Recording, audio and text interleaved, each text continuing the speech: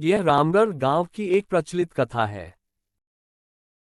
दोपहर 12 बजे से लेकर आधी रात के 12 बजने तक गांव के बीचों बीच बने एक गुफा से अजीबोगरीब आवाजें आती है। इन आवाजों में इतना दर्द होता है कि सिर्फ सुनने से ही दिल की धड़कन तेज हो जाती है। साल 2013 की बात है जब दो पैरानॉर्मल इन्वेस्टिगेटर राजू और अनमोल को इस गुफा का रहस्य जानने के लिए बुलाया जाता है। दोनों गुफा की ओर जाते हैं तभी गांव का एक आदमी गोपाल उन दोनों से कहता है, साहब जी, आप लोग अंदर जाने की जिद छोड़ दो, अभी भी कह रहे हैं कि इस गुफा का सच बहुत खतरनाक होगा।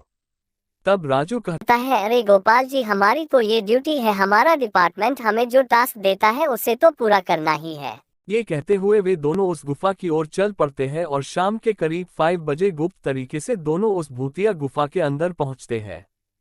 राजू और अनमोल के अंदर दाखिल होते ही गुफा में उनके नाम की गुस्सैल आवाज गूंजने लगती है, चले जाओ यहाँ से नहीं तो मरोगे दोनों तुम लोग, इस दर्द की दुनिया से बाहर निकल जाओ नहीं तो दोनों की मौत आज रात 12 बजे हो जाएगी।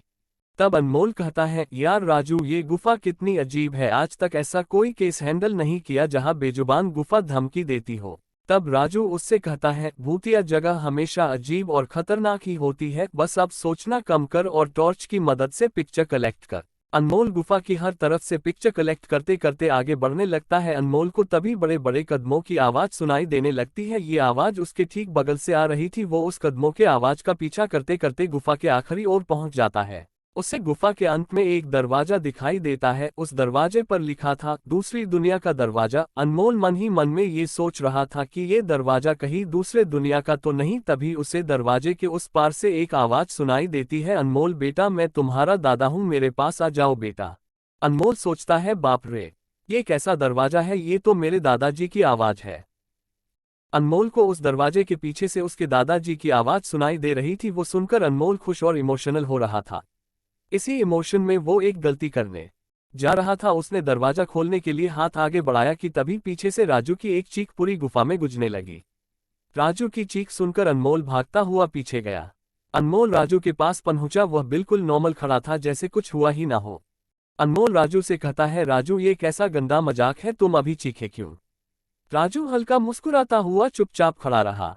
इसके बाद अनमोल राजू को उस दरवाजे की ओर चलने का इशारा करता है। दोनों उस गुफा के अंत में उस दरवाजे के पास पहुंचते हैं जहां से दूसरे दुनिया का रास्ता शुरू होता है। अनमोल राजू से कहता है, राजू, ये देखो, मैंने अभी तुरंत कुछ देर पहले अपने दादाजी की आवाज इस दरवाजे के पीछे से सुनी। मुझे लगता है कि इस दरवाजे के पीछे मरे हुए लोगों की दुनिया है। तब राजू कहता है, ये दरवाजा खोल के देख लो। अनमोल ने कहा, सही कहा, मैं दरवाजा खोलता हूँ।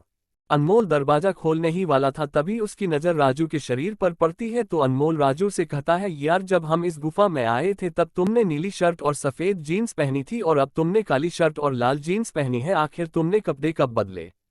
तभी राजू के दांत बाहर आने लगते हैं, उसके नाखून और उसका शरीर बढ़ने लगता है और अब वह पूरी तरह से एक डेबल बन चुका था। वह डरावनी हंसी के साथ भारी आवाज में कहता है, तेरे राजू को मैंने 10 मिनट पहले इस दरवाजे के पार भेज दिया है। तब अनमोल डरते हुए कहता है, मतलब तो तुमने राजू को मार डाला?